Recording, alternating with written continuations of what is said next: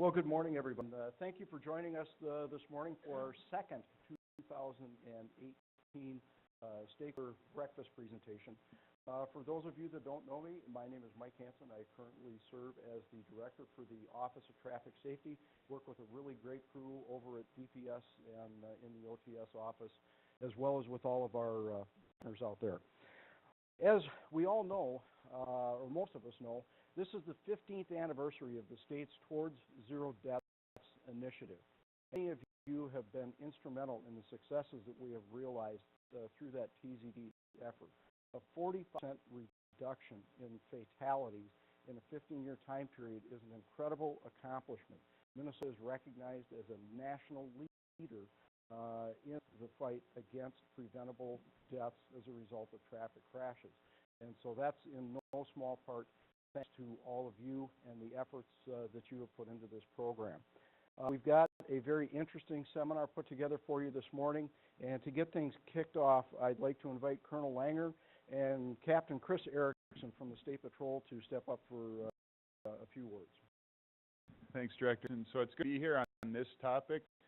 It's one we have a great interest in doing a better job with, and one can easily become complacent, and one where we can easily start to do things that we think are really good, but they're actually counterintuitive.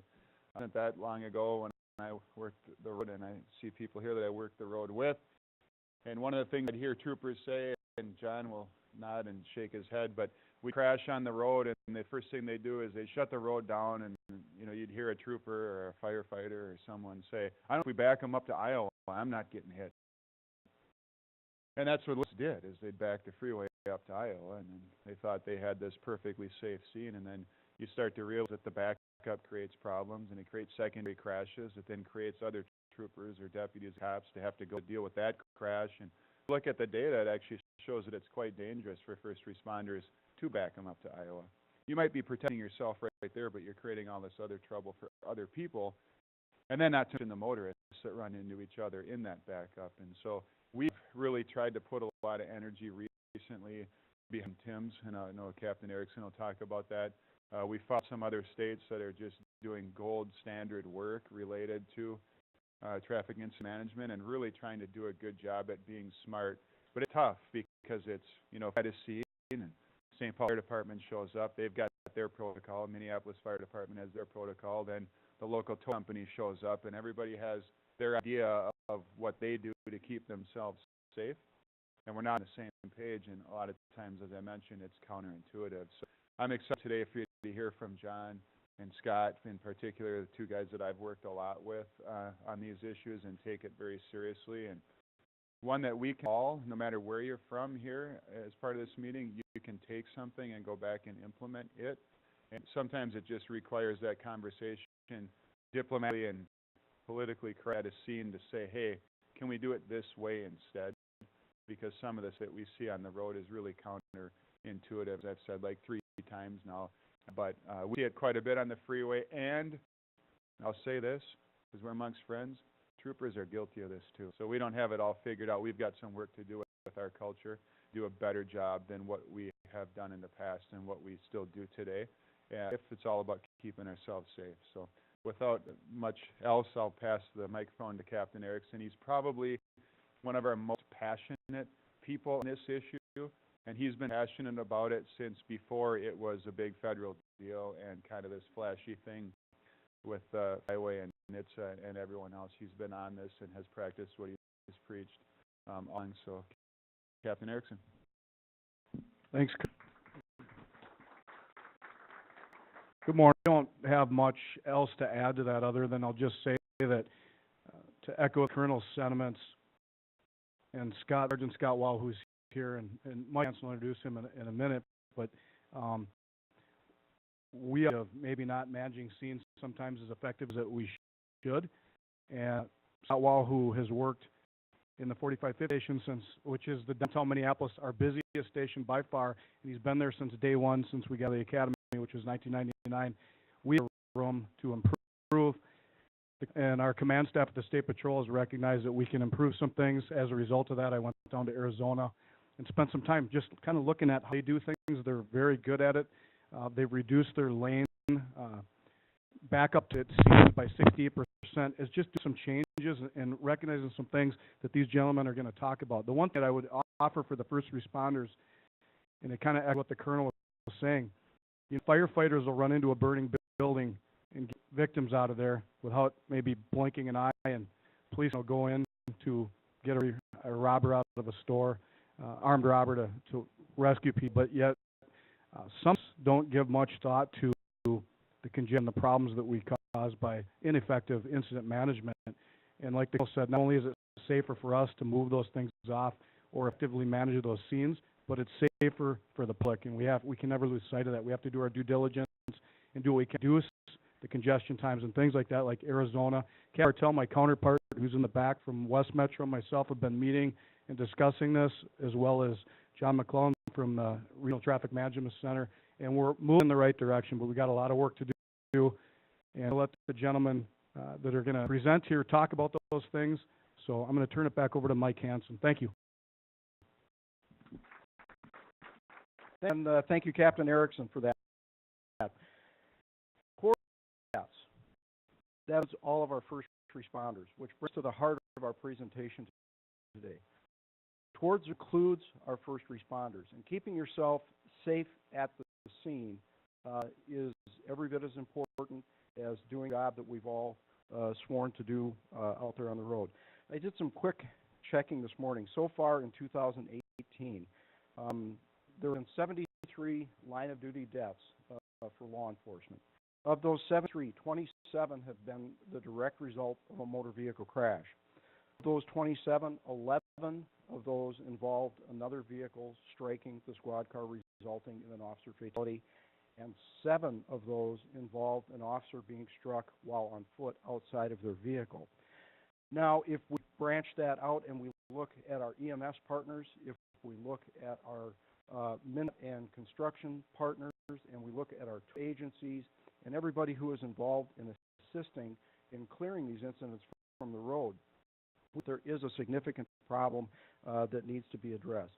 So today's presentation for our law enforcement audience also fits very well with the Below 100 initiative, which I think you are familiar with.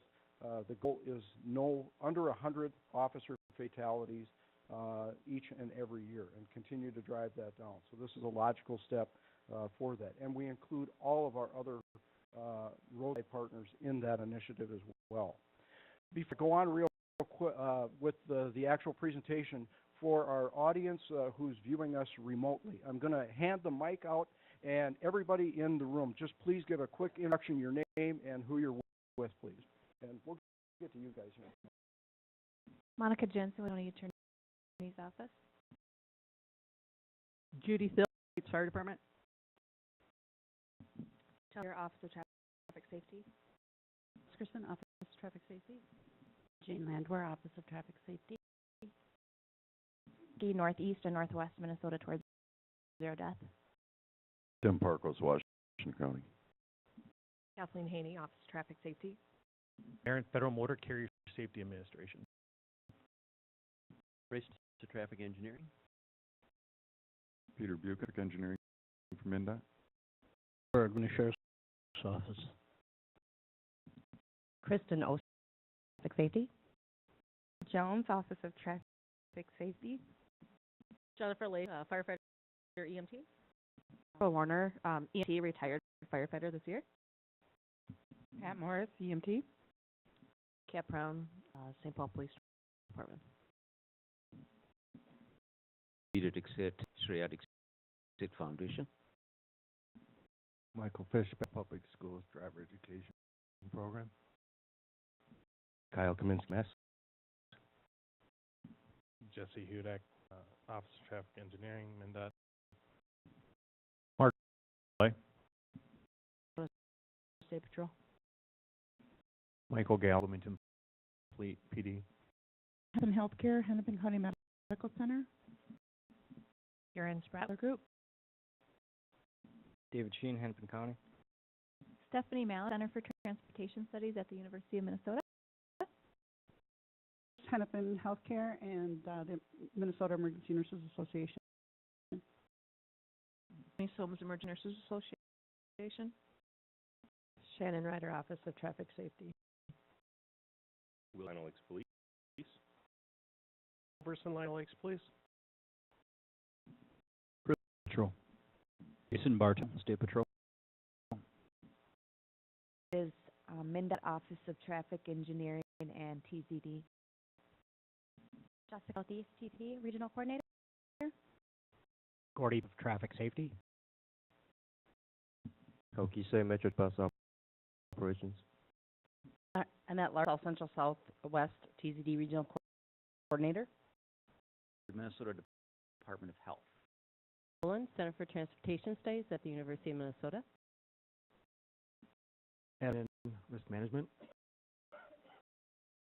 Leslie Seymour, Violence Prevention Section at the Department of Health. Lee Plessel, Memorial Air Care. Susan Young, TZD Coordinator for the Metro. Brian Dodd, Metro District. MnDOT. Blaine Police. Schlag, Office of Traffic Safety. Children's, Minnesota. Thank you, everybody. You can see from the introductions, we have a really good cross-section and representation with us this morning. All our partners are here at the table, so thank you all for being here.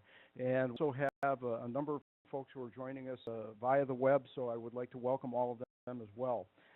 Without further delay, I'd like to introduce our speakers and get into the heart of our presentation this morning. First, I'd like to introduce John McClellan. John is the Freeway Operations Supervisor at MnDOT's Regional Transportation Management Center in Roseville. John worked for DOT since 2002.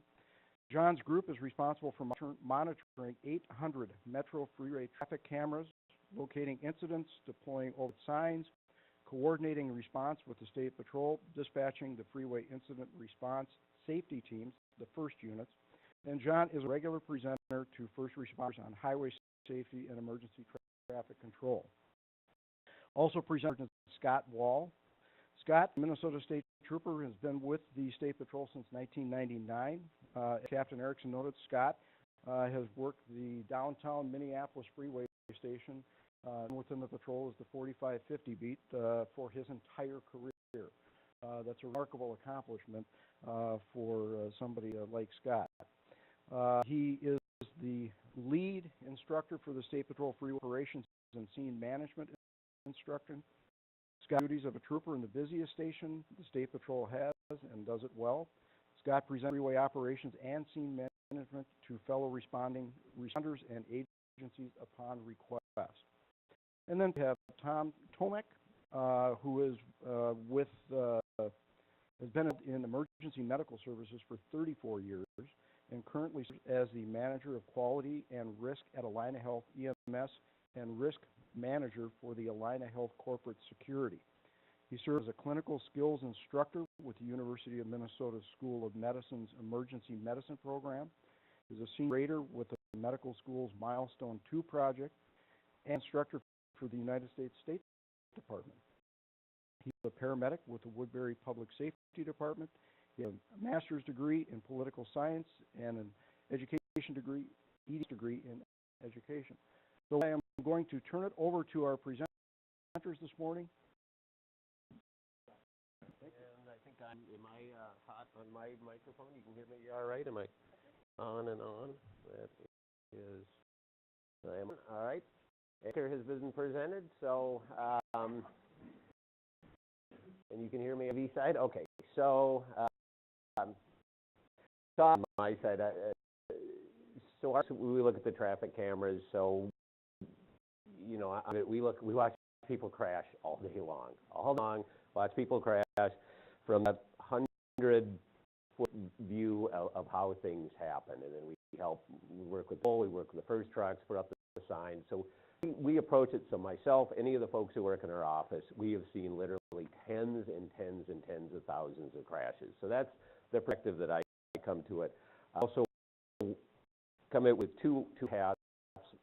One, the TMC, MnDOT hat of trying to keep traffic moving. The other hat is my wife's a Minneapolis firefighter. She's been on for almost 19 years. So also from the hat of the the family member who wants their responder to come back home again, safe again. So that's sort of selfish interest in this too. So any things that in the responder training are also vetted through those eyes too, of keeping traffic moving, but also knowing we got to get our folks back home again safe again. Do you have anything else? Good to go? All right. So we'll start out with some video clips. These are all from here. These are all local. Most of these are pretty recent. Yeah. This one, fresh from December of last year. I had the pleasure of citing the gentleman in this one. So we had a conversation about his Prius taking on a MnDOT truck. This incident, not unlike many that we see. MnDOT, they're protect crash scenes for us. When we call for early warners, we want them out there. In this instance, they're actually clearing ice from 94 in North Minneapolis. Got early warner trucks positioned. Got early warners. He's later. Am I going through? Oh, I'm sorry. On the webinar.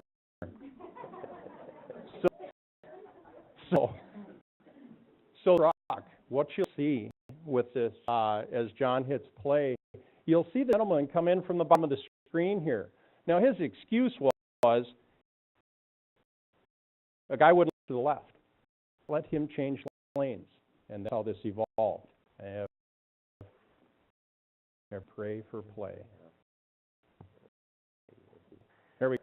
So see him come in, and as I mentioned, his claim was the gentleman right there wouldn't let him move. And so the MnDOT truck. Fortunately, in this situation, the MnDOT worker was not injured.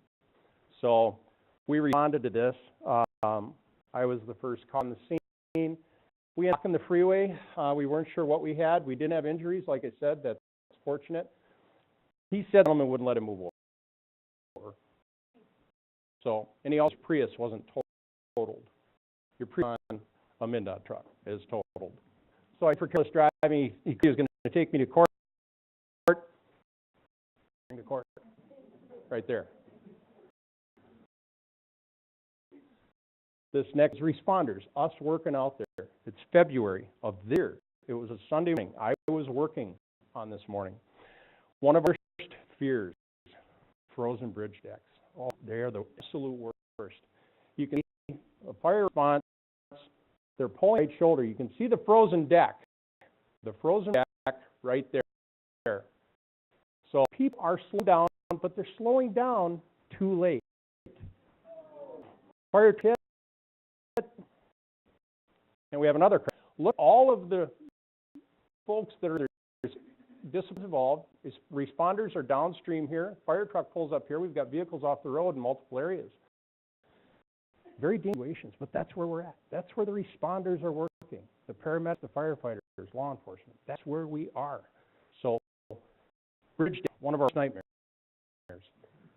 An illustration of a second later, a couple of feet difference. I mean, he's literally taking his seatbelt off, getting ready to get out. This would be a different video if he had been hit 2 seconds later. It'd be a very different video. And this happens here. It happens nationally. Unfortunately, with some frequency. This is Highway 52, southbound 52 70th Street. There, yeah, you can see a tank truck there on the shoulder, and there's an Inver Grove Heights officer out with it. A report of smoking brakes. You can see moving over. But this is, I mean, this is pretty textbook for how things can happen and how quickly things can happen. Truck slows down, tries to move over. He's got a car on his side. Second truck, and fortunately, he pulls to the left instead of pulling to the right. So this would be a very different video if he had pulled to the right instead of pulling to the left. Nothing unusual about this. This is what happens. This is textbook. This is classic for exactly the sort of things that happen. And again, just a couple of months ago. And this is all local. This is what happens unfortunately, or was enough frequency. That we're showing you, video by far is the best training tool we have. It's real, we don't make this stuff up, and we implement it in our training program.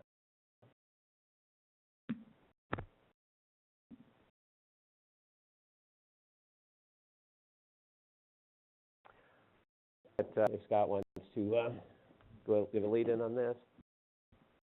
Yeah, so roughly about 1/5 of the state of Minnesota responding to 911 calls, and well over 4 million miles traveled, and last year had 120,000 requests for service. So we're a fairly busy organization, and keeps me busy pretty much 24/7. One of the things that we've seen, a lot of discussion out there, that they talk about EMS responses and emergency crashes. Our worst crashes have been when we've been transporting routine. We had a number of years ago, and that was a routine response going back to the hospital with a vehicle crossing the center line, fatality in the other vehicle. One of our was head injured, and the driver of our ambulance, our EMT, had bilateral ankle fractures, and was still able to get out and assist, or try to assist the driver of the vehicle.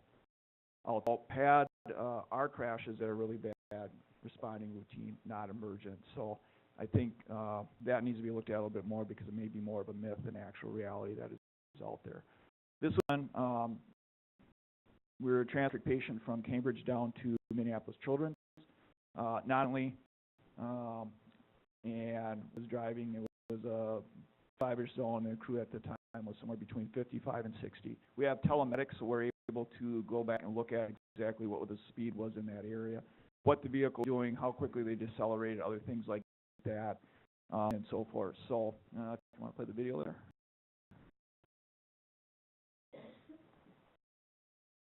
And this is the right-hand side is a driver in a car that goes through a red turn signal, leaving no time really for our crew to do anything.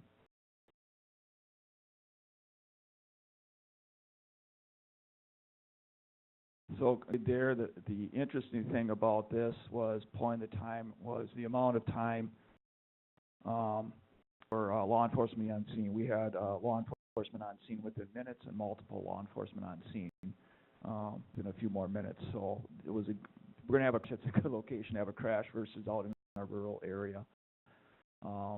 So Buffalo crash, we do new design of ambulances that were designed to be much safer. You see on this one, if you look at it, most of the damage is pushed under, and the idea of new designs is when we crash, the engine and the front end pushes under versus pushing in. So it did exactly what we wanted it to do. Our driver was a 2 paramedic crew, was not injured, was very sore for a couple days. We reviewed this, and this was around a 5 to 6G crash with the forces involved. Go to the next slide. The inside of the back of the ambulance, and we're not doing magic stuff. This is actually sitting on its side. That's why the stuff is sticking to cabinet walls. With this, you can see everything that was secured, for the most, stayed secured. Things that weren't did move around. You can see that our computer, along with mag light, also became airborne. Our medic back was sitting in the captain's seat. In that tip to that side, he was in a good position. The child car seat, and you can see for the most part, even forces involved were significant, did remain in the car seat. And then the mother seat facing forward, seat belted. So there were some minor injuries with this, but none life-threatening. So this vehicle did exactly what we wanted to do out there, was to protect the individuals. People are belted, they're seated during transport. The older design of ambulances with the bench seat really does not provide adequate safety. Pouches that are in these new ambulances are soft. One did come loose, and that was believed because it wasn't re-secured to the wall correctly, but others re-secured to the wall. So these vehicles are very safe. I work my shifts on the street for Woodbury, and I work in one of these ambulances, and I feel very safe. I prefer to work in these in the older style, even though I spent a lot of time in it. You only need to be unbelted about 90 or about 10% of the time. Occasionally you have to get up and move around, no different than you do in a helicopter out there, same thing behind it. So it's taken a little time to get some acceptance from medics out there because it's a very different workflow, but it is much safer. So it's just routine, just a routine transport. I mean, anybody here, I mean, we see crashes like this all the time because we have cameras at these intersections. We see these crashes all the time, and not like they just are happening when we put in the cameras, but it's exposure, being out there. You're out driving, stuff's going to happen. This next clip is also a good example of the out driving. It happens. There at the bottom right of the screen in the left turn. Officer just sitting out, waiting to turn on. Another day. Yep. 7 in Lewiston, Highway 7 in Lewiston. Just gets by somebody with whatever they were doing that was more important than paying attention to the turn signal in front of them. OMG. Send. You know, there's belted. I mean, belted, not seriously hurt. The officer was okay, but he was belted. Wearing a seatbelt. This is exposed less than a year ago. Again, local here. Yeah, sir. Excuse me, every day. Mike Krukowski, May 15th.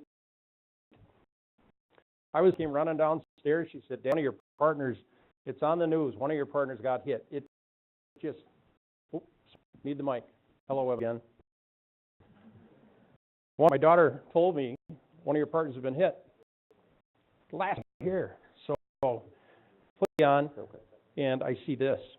Mike's incident. Horrible. Horrible.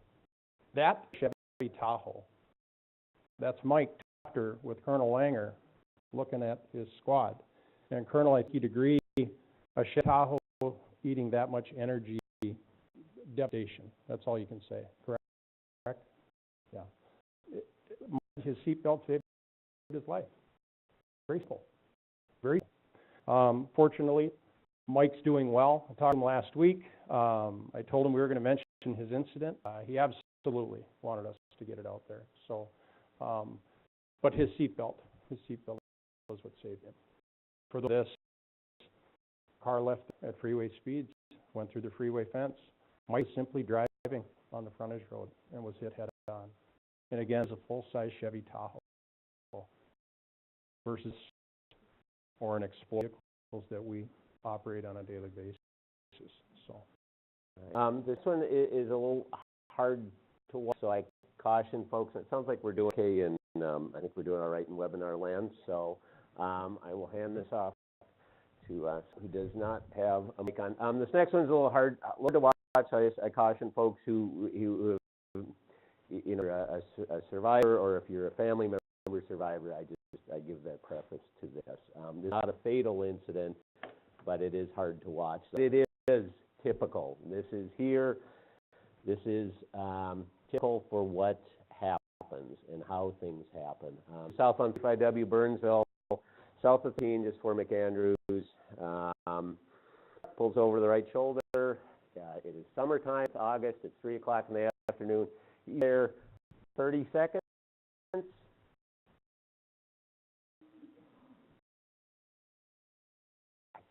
the truck went over him as opposed to him going over the top. He is moving. He's hurt. I mean, this is what happens. This is the reality our guys see right after the 911 calls. It's what all the responders see when they get there. But this is the reality. This is the reality of what happens. Now, with this, if this was a squad car, would it make any difference? If it was a first truck, going to make any difference? Medic, fire truck, going to make any difference? This is what we're dealing with. yeah, the battle we face is the number of hours that go by us.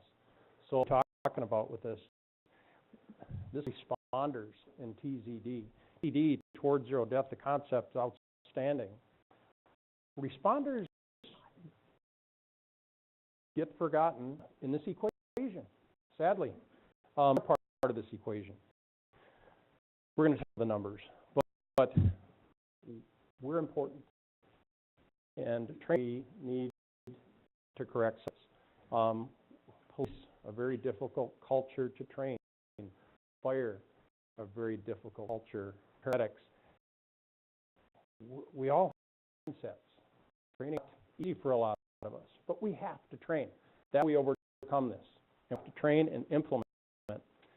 So that's what we're talking about with this. Being secondary crashes outside of our vehicles, firefighters, police, paramedics, and secondary incidents a result of us getting hit. Crashes while we're en route. Crashes while we're en route. A lot goes on. Seatbelts. Makes sense. A lot of cops don't wear seatbelts. That too. And crashing regular patrol. We just saw Mike Krukowski, the Minnetonka squad car. Regular patrol, we're involved in things. So that goes on every day. The alignering, I mean, just routine, just the exposure. The Minnetonka squad, just routine, just being out there. So management, that's the buzzword. I guess that's the best way to call it, Tim. There's been a few names that we floated around in Minnesota. This is the one that's kind of taken on nationally, so I figure it makes as much sense as anything to call to this. Tim, so a lot about Tim. I know I work with a few Tims. It's like, am I talking to Tim? No, I'm talking about Tim. So a coordinated effort by all of the responders, and that includes, I mean, that's everybody, that's police, that's fire, that's medics, it's tow trucks, DT, to account their safety, the victims that they're there for, the incoming traffic safety, and then not screw up the entire system for everything that happens. So basically those four parts of the puzzle. Short thing, get there, do what you got to do, fix efficiently, safety, and then get the hell out, and then be ready for the next one to happen. Chat with Mike Griswold a couple weeks ago and told him what we had coming up. In conversation, Mike made this statement. He'd rather respond to an armed robbery call than respond to a freeway. Mike freeway a lot. Has one freeway. But I think times police officers come up to us as troopers and say, you guys are crazy. You guys. And I look at you guys are crazy. So we're all crazy. But they're responding to situations on the freeway like we are. We do it on a daily basis. We respond and assist us on the freeway at times. So I can't say we're crazy for what we do. And again, it's where we work, so we're used to it. But I'm not using armed robberies all the time. We assist them when we can. So we're working together. We lost one last September on 3. So very struck. A woman that was revoked. Apparently had cocaine in her system, so on, and claimed wasn't distracted, wasn't on her phone. She was convicted. 8 years. Doesn't have anymore. So that's when it hits home. That's when Amazing Grace is played on the bagpipes. It grabs your heart every time. That's why we're talking about this. So the slide that I put in the responder training, that at least in what I do, and this is basically to acknowledge there's no way for a responder to be 100% safe. The only way to be 100% safe is don't be there.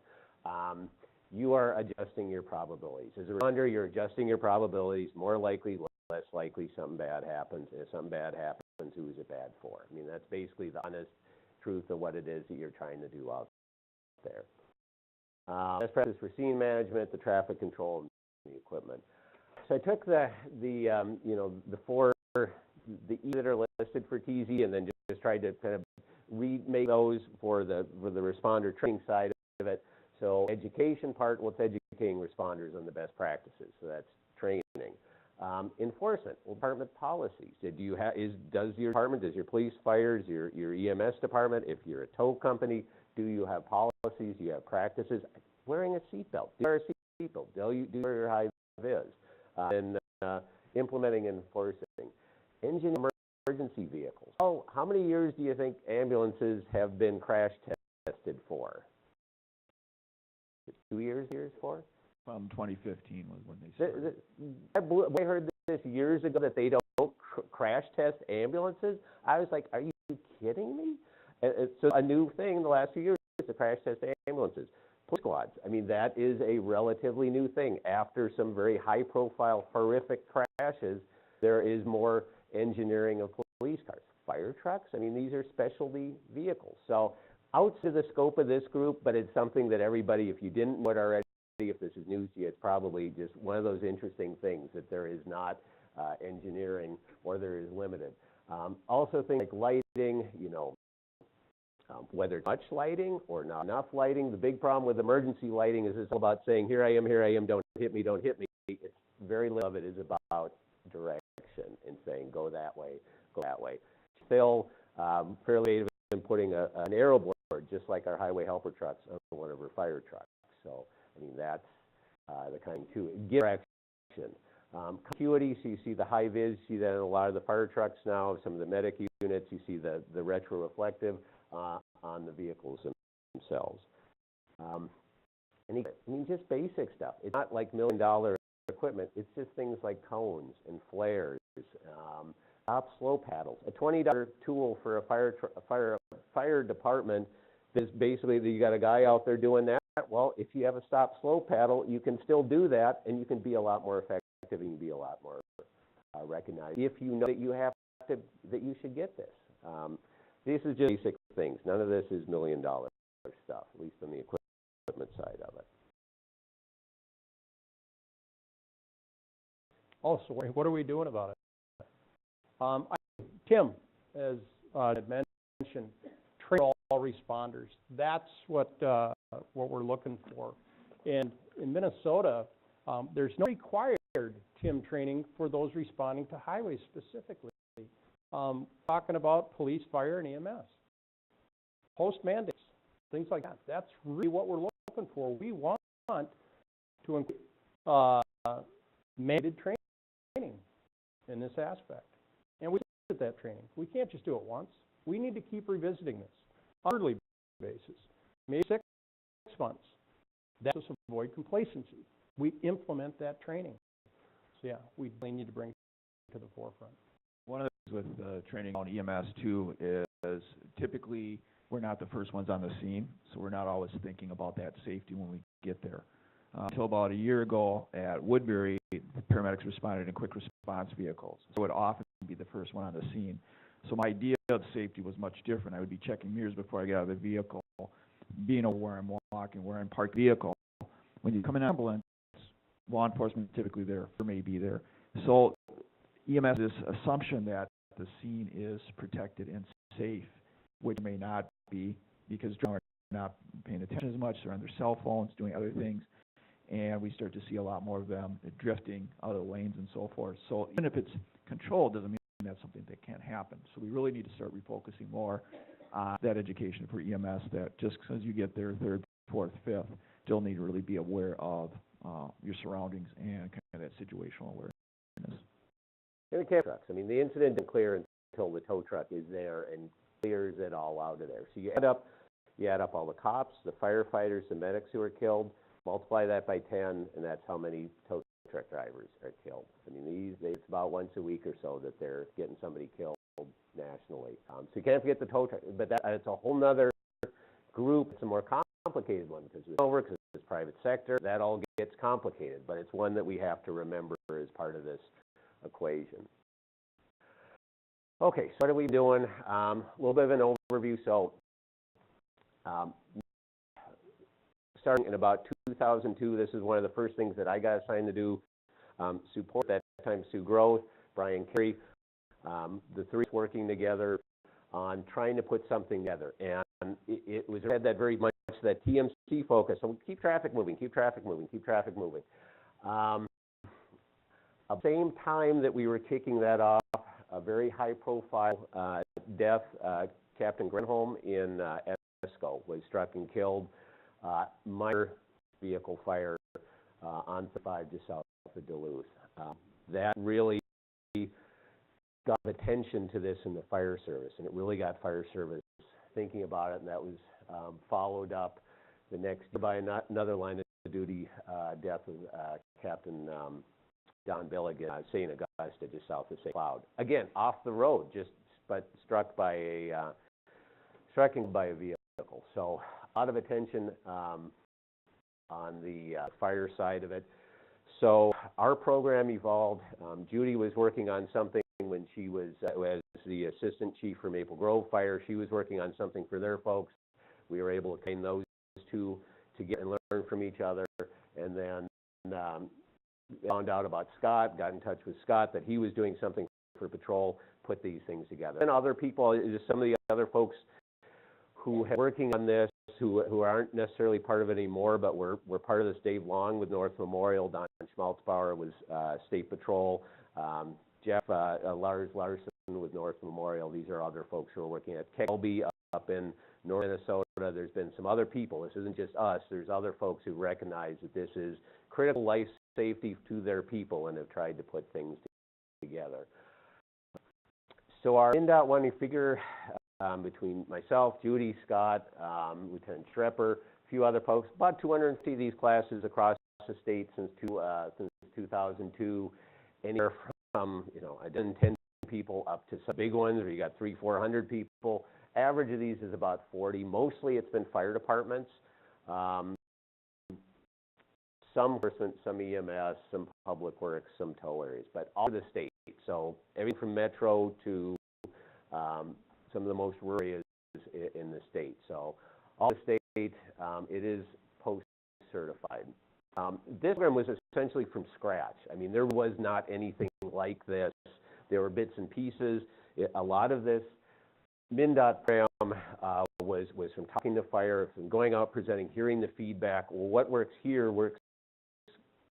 That works fine in that area, but what we do is do something different here, and seeing the differences and evolving that into the presentation. So it evolved a lot, especially in those first 5 years, as far as what the learning points were.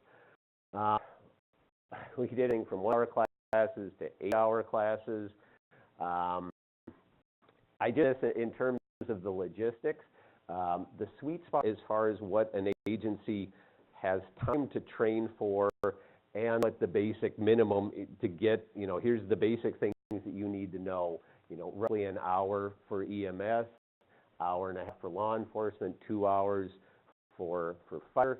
And then when you get into the big cities, into Minneapolis and St. Fire, you can do 3 to 4 hours, but they can take enough resources in and put them into a training room for 3 or 4 hours. But that's a city, and then you got to do 3 shifts. So you end up doing like 12, 15 classes. So it's a big commitment. So just to give you the logistics of what it takes to do this kind of training. There's only like 5 of us doing it. We all have full-time jobs, and we kind of fit this in as we can. So it's a small pool. It's basically what we're willing, what we can do. We've never said no. None of us have ever said no to doing it. There's no charge for doing it. We'll accommodate with when to make it happen, but it's still limited to just a couple of us doing it. We also have a very personalized program. My presentation, I can't just, a lot of slides in it, like they make sense to me, and it's just a way to kind of keep things on track. I couldn't just hand that over to somebody else and just say, here you go. Same thing with Scott's, same thing with Judy's. We have our presentations. They're effective, but they are fairly personalized. It's not something that could easily just spun up there without some polishing. How many folks here have heard of the Fed FHA Sharp 2 TIM training? Anybody heard of that? Okay, this is something, the Fed recognized this issue of not only responders getting hit, but also the impact on traffic. in general of incident management. So they created a consultant create a big PowerPoint, and then that PowerPoint is a 12-hour train the trainer. You go through the 12-hour train the trainer. You're then certified to go out and do these 4-hour classroom sessions. State program. Everybody sees the same thing across the country. You can do your little visualizations, put in your own pictures, but for the most part, it's very standardized. Also, a big emphasis on trying to get representatives from each agency together in the same room, which is great, but it also makes it hard to do an entire department because of the differences between when cops train, when fire trains, when medic trains, when tow trains. It's hard to get everybody in there. So we need, in order to do the Fed's Sharp 2 program, to take ownership of it and provide either the sources, which tends to be state patrol or state police, and it's either 1 or 2 troopers who all they do all day long, 7 days a week, is go out and train across the state. There's some of the mountain states that do that. Or a couple of dozen troopers who train across the state. And then you bring MnDOT, you bring in fire, you bring in people to assist. You need sort of resources to do it. If you have an academy system like they do out in the East Coast or in California, that's a way to plug it in. Or they did in Oklahoma, big money, and they paid the University of Oklahoma to go out and do this. I don't remember how much it was, but I remember when they said how much it was, I was like, whoa, yeah, that's pretty big. Yeah. Some of the options of the Fed one is that it is very, it tends to be more urban orientated. There's not a lot of rural stuff in it, which is what we need to have because it's the rural parts of the state that really need the assistance, that need the help. And for us, it's hard, especially for when you're looking at not full-time fire, which means volunteer, it means paid on call, it means folks who work an 8 or 9 hour job already and then are now at this drill. They want to go, they want to eat dinner, they want to see their kids, they don't want to sit 4 hours in the classroom. So the other is just the whole adult learning. You know, I mean, 4 hours is a long time. I'm sure you can all imagine listening to me and talk for 4 hours. As much fun it would all be. You know, basically this is one of the things that when we were doing response, like, you know, there's a dozen things. There's maybe 12, 15, 20 things that you as the responder, if you learn those things, you remember some of those things when you leave, you're going to have a better outcome.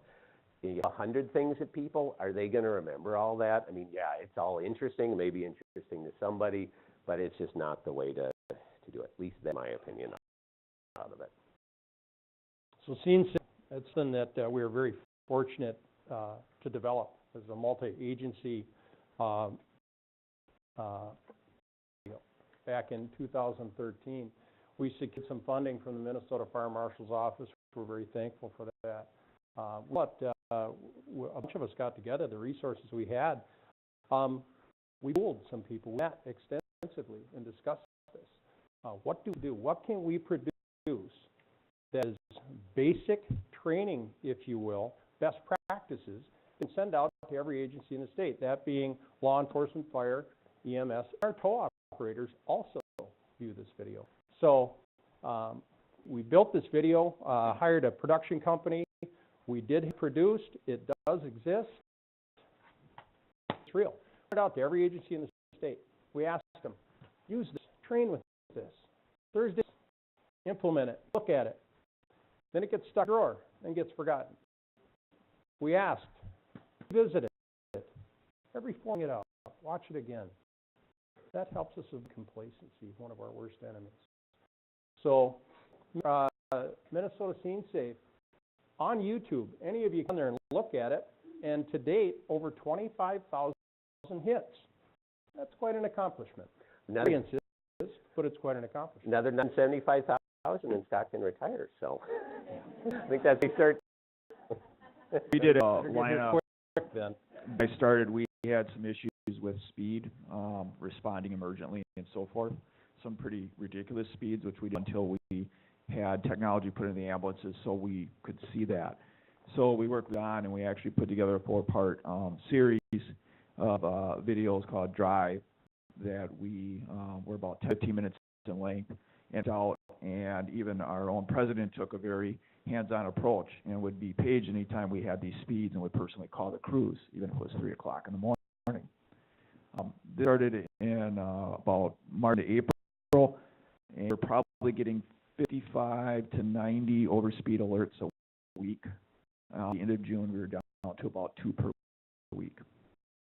So work, but you do need to partner, and you need to start thinking more along the lines of adult education and how can we do things differently, because this face-to-face stuff, it's great, it's not where it's at today. We need to start thinking about a learning management system. Could we put up short videos that they can go and watch and actually then print out a certificate and so forth?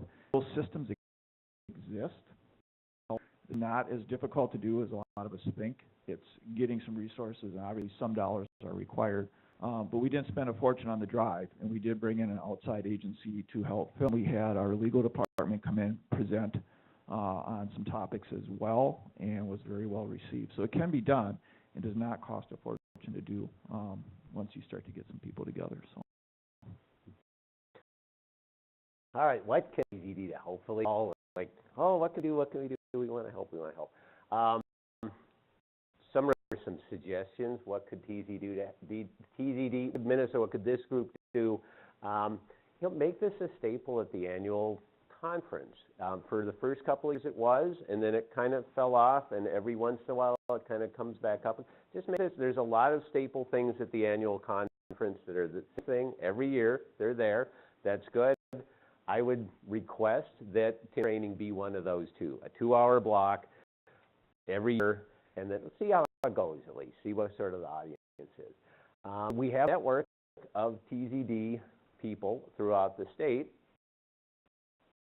You guys are, hey, if you guys get a barn, get everybody together, we'll put on a show. So, you guys are out there, you guys are the resources. We are happy. One of us will come out, or both of us, or all of us will all come out, and we'll be happy to do this. We just need somebody to organize it, because none of us have the time to do that.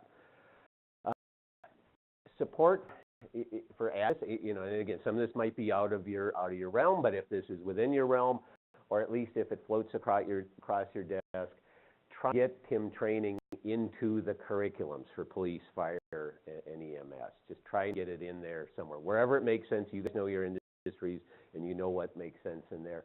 Trying to get this in there. And the funding, because we would need some money to polish up our various presentations to be able to polish these up and be able to put something in there. But I think it's possible.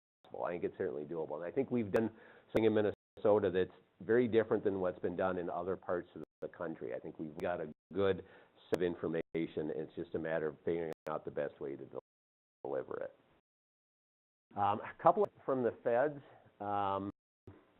Adding incident management to the Strategic Highway Safety Plan, which would be, again, just one of those things, keep in mind. And this was something that other states and workshops said this was key in order to then having the next steps fall in line. So that'd be something that I would advocate for, is to have that line item in there, whether it's part of TZD, however, as having TIM in the Strategic Highway Safety Plan.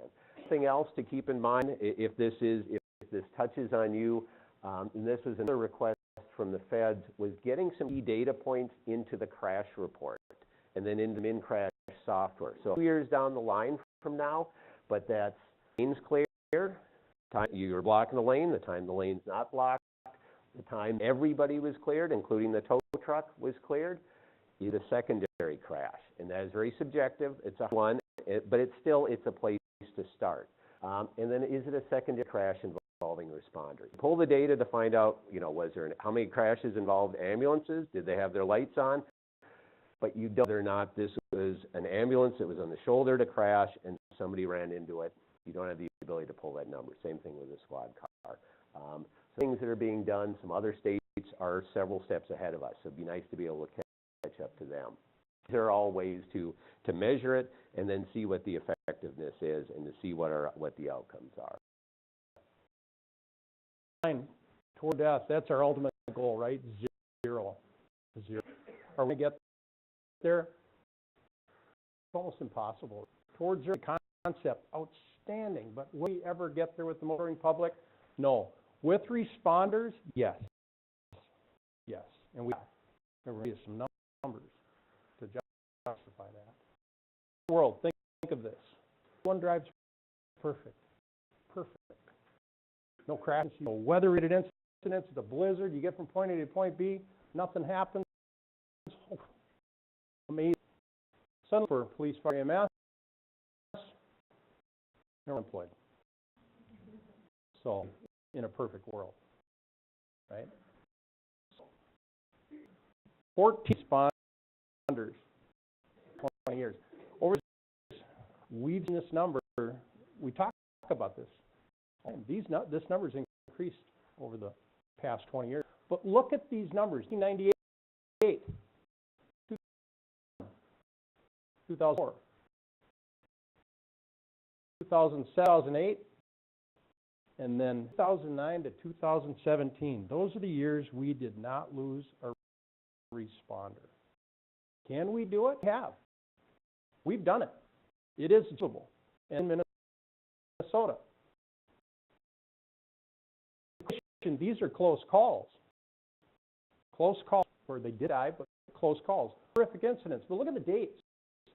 2010 to 2018. 2009 to 2017. That's window. So is the train doing something? There. I really do. We can make it happen again.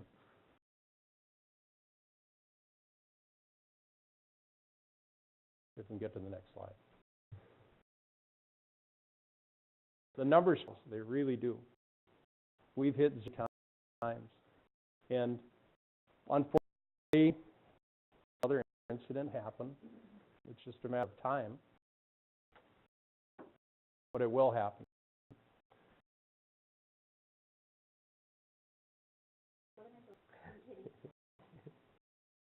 At least we made it almost a slide. We're getting there. Is it up on every chance? Nope. Mouse. There we go. Yeah, keep running. Yeah. People in the weather have no idea what's taking place right now. So, quality. Glasses. Wow. I got my contacts on, but wow, I'm telling you. We're faced with the increased probability of serious incidents happening on a daily basis. That's a fact. We're out working. We're increased probability of being involved. That's just simple math because we're out there. We're dealing with drunk, distracted, drowsy, and just plain dumb drivers. That's a fact. How many of you this morning on the way here saw somebody texting or on their phone, taking their eyes off the road? How many? I guarantee you when you leave here today, when you're this presentation, you will see it. Work to the office, whether it's home or you're going to a gallon of milk. You will see it. That pandemic that we are facing, that is absolutely insane. Everybody does it, and it's killing us. It is killing us all. We have no train and implement below 100. The concept of below 100. Major Gates in 2010 makes a comment at a dinner with some constituents of his. You know, if you can slow down, where else, and clear intersections. We below 100 on a national level. Simply at a dinner.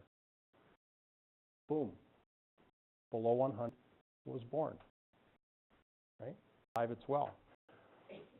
So implemented it into our centralized in-service training as an agency in 2015. But we need to revisit this. It's very important. They have 5 tenets in below 100. They not only apply to law enforcement, they apply to fire and EMS. Those 5 tenets. Number 1, slow down. Reduce our speed. Simple. Wear your seatbelt. Simple. I'll tell you how many officers I see. I've worked in Minneapolis my whole career. A lot of police officers don't wear seatbelts. Troopers, it's religion for us. But I talk to belts, yeah, well, we gotta jump out. We gotta jump out of the car. We do seatbelt off first. It's reality.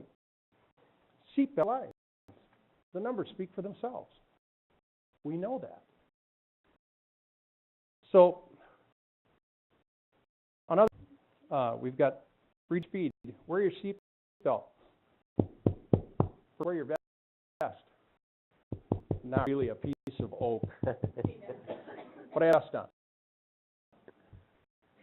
Firefighters have PPE. This is my PPE. Paramedic PPE. This is my PPE. Part of it. Vest on, I knock on it twice. Every morning I put it on. I've done that for 15 years. I don't know why. Well, I got it on. When the action important now. When I'm at work, this is important now. Because on. When I run a scene, if I see not right, I make it right. Because that's what's important now. And I think I need flares out. I do it because that's what's important now. I'm going to shift. So are my partners. Because that's what's important now. Part of our training. Complacency kills. It's the worst enemy by far. Bar. Everyone is guilty of it at one time or another. Me, it will kill my partners. We have complacency, and how we avoid complacency is to continue to train and implement the training. That is the key. Implement the training.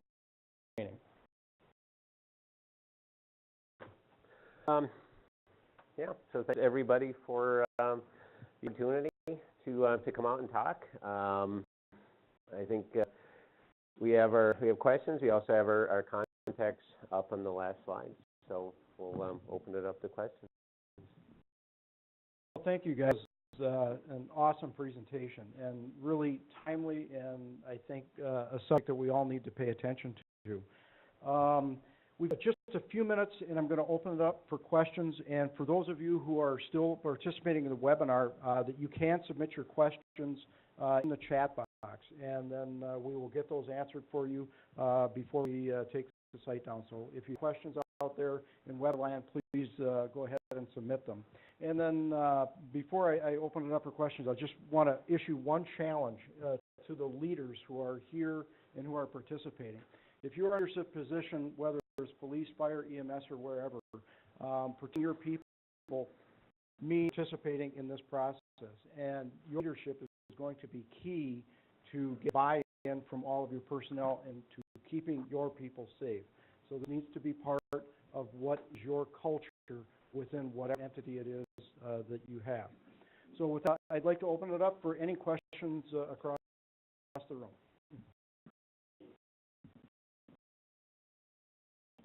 I want to do any training out at like this TIMS training. Is it of the curriculum at the technical colleges where like Alexandria are training our new police force and Inver Hills is training our new ambulance EMS? Are these topics talked about at that level yet? So that's part of what our goal is here is to try to get that into it. There are bits and pieces that are out there that the tech colleges may have done on their own and borrowed bits and pieces of it, but it's not organized and it's not at all of them and it's not a required part of it either. Yeah, the criteria for law enforcement, crash investigation. If you look at the criteria, it hits on elements, bits and pieces like John said. Elements here and there, and every instructor varies. Part of the criteria, but it's very limited. So really out there right now at this point.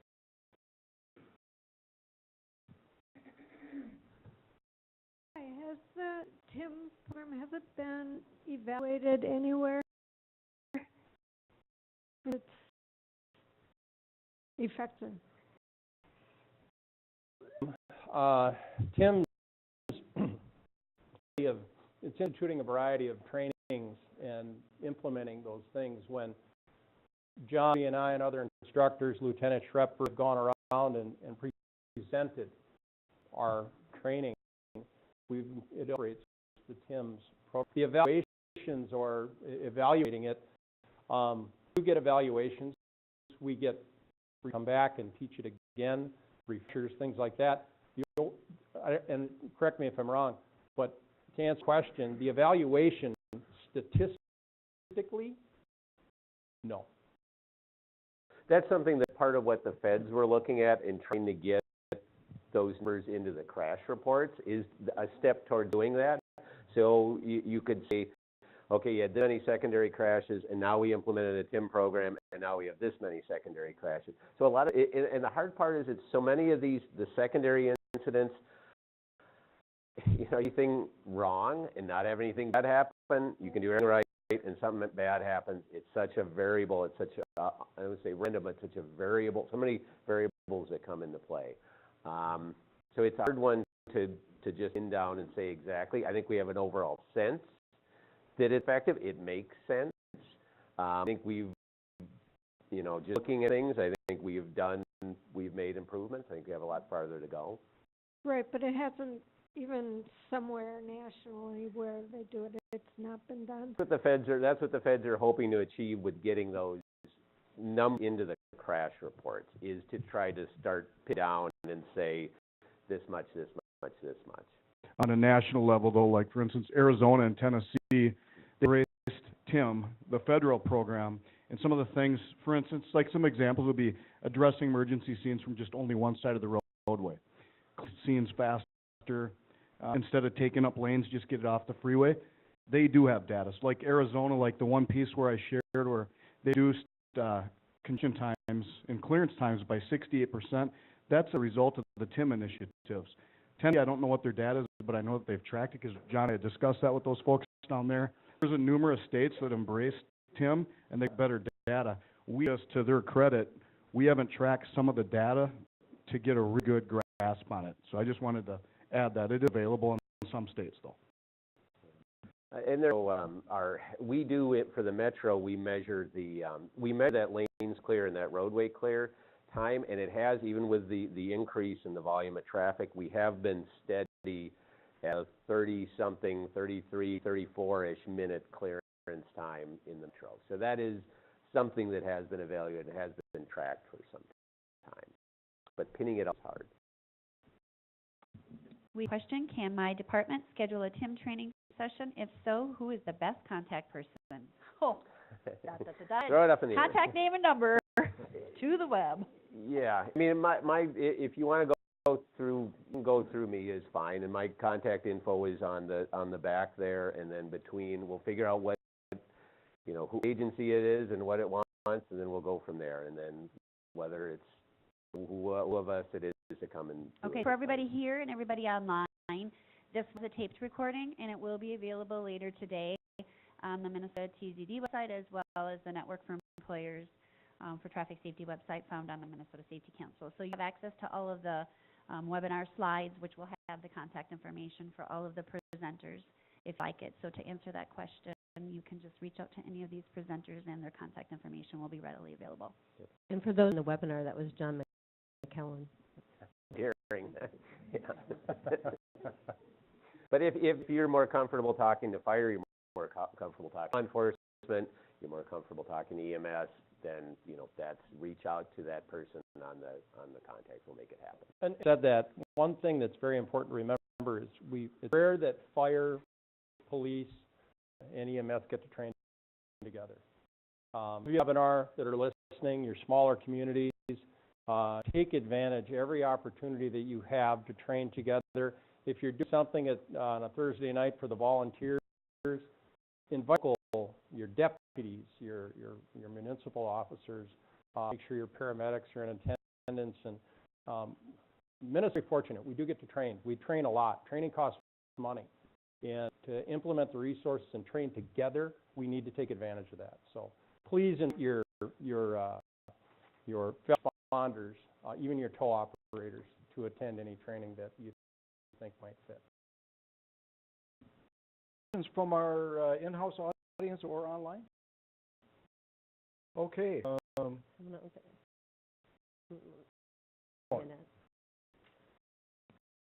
We can also, John, your contact information on the TZD website if you'd like.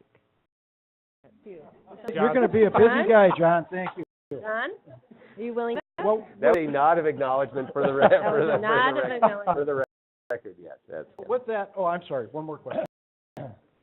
I was, if you don't mind me adding something, on the courses, there's the hats of incident management, and that troop talks a lot about communication, coordination, cooperation.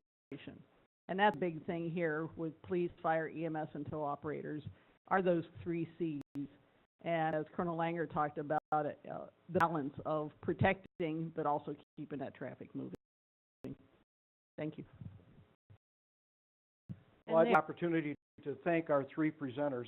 Outstanding program this morning, very timely and a very important topic. So thank you all very, very much. Thank you. Thank you. I'd like to thank everybody who joined us on the webinar this morning, and also to extend my thank you to everybody who is in attendance this morning. Just a couple of last-minute remarks and comments here. Everybody will be receiving an online survey. Please take the time to fill that out. Tell us what you like, what you don't, what we can do better, and what else you would like to see presented at the Stakeholder Breakfast. We're always interested in your feedback. The next Stakeholder Breakfast is Wednesday, January 23rd. Please have a spot on your calendar for that. I'm sure we will have another excellent presentation put together for you there. Please remember that the TZD initiative, we have our website, we have our Facebook page. Please get involved and follow us on Facebook and Twitter. 2018 statewide TZD conference will be held October 23rd and 24th at the Verizon Center in Mankato. We greatly appreciate everybody who attends that and invite anybody who has an interest in traffic safety issues to join us in Mankato for that 2-day conference. It's always very well attended, very worthwhile, and great networking opportunities for all of us out there. And with the TZD conference, I'd also want to encourage our EMS partners. We have a scholarship program established this year, and we have handouts out on the front table. Anybody in webinar land, if you're looking for the information, just get a hold of either any of us, and we can get the information out to you. But basically, 15 scholarships for EMS participants that will cover the $105 conference registration fee, which includes all of the materials, breakfasts, lunch, breaks, and a reception. Travel and other expenses are not covered under that scholarship program. But we do have 5 scholarships that will be awarded that will not only cover the $105 registration fee, but it will also cover the cost of the hotel rooms at one of the conference hotels. We're covered if you live outside the Mankato area. Travel and other expenses will not be covered and will have to be covered either by the individual or by your agency. Finally, I'd like to thank the Minnesota Safety Council, Lisa, and partners for graciously, again, helping to set up, coordinate, and host the Stakeholder Breakfast. It's a great way for us to interact in a little bit different way on a more regular basis. So thanks to the Safety Council. And again, thank you, speakers. This was excellent. We really appreciate it. So everybody, have a safe day. Drive carefully. Oh, I'm sorry. There were more people that showed up participated, so YOC, so when you leave, don't share with, over to the next program will be next Thursday. Okay, for those of you who are sticking around. Thanks, folks. We really appreciate it. And for those of you who had a PDH form, I noticed an error on there, and we will be sending it out so you can use that form. Thanks.